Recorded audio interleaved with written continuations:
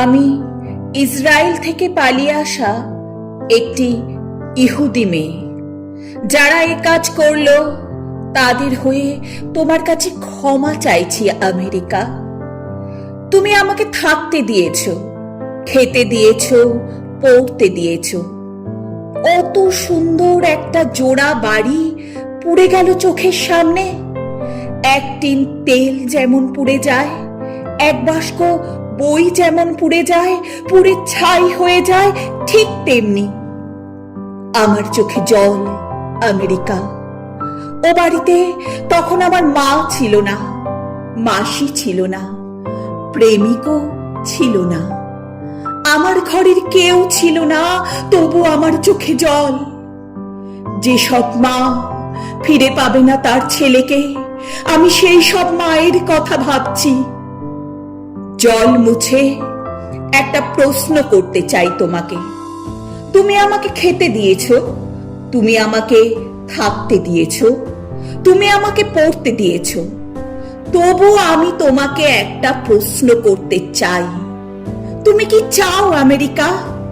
আমাকে বলো, কি জন্য তুমি ভিয়েতনাম গিয়েছিলে? কি করতে কিউবা গিয়েছিলে? কি জন্য পেরু?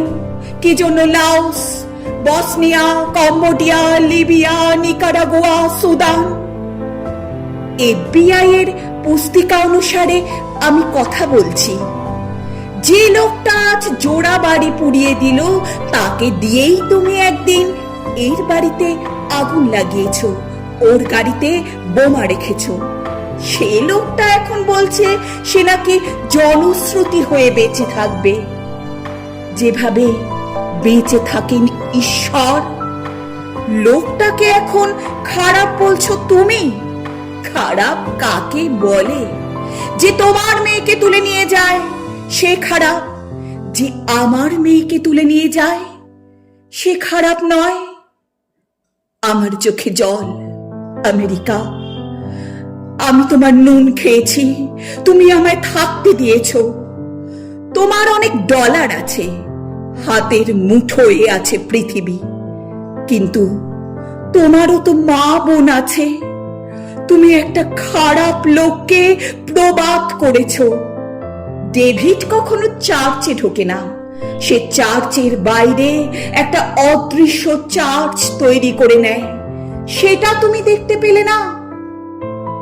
আমার চোখে জল আমেরিকা। আমি একজন ইহুদি, তারপরে মেয়ে। আমাকে বিশ্বাস করে না কেউ। বাইবেলের সময় থেকে আমার কোনো দেশ নেই, মাটি নেই।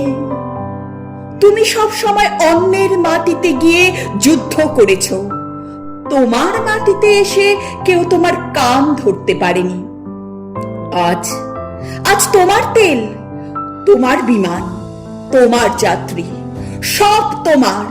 কিন্তু কি অলৌকিক উপায়ে তারা তোমার মুখ পুড়িয়ে দিল। যারা পুড়ে গেছে তারা ফিরবে না।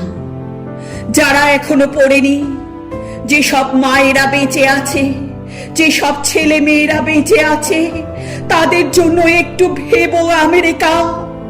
পৃথিবী তোমার কাছে ভালো কিছু চায়, ঠিক মা যেমন চায় ছেলের কাছে। ছোট্ট এই গ্রহে দেখো না, আমরা আরো একটু ভালোভাবে বেঁচে থাকতে পারি কিনা।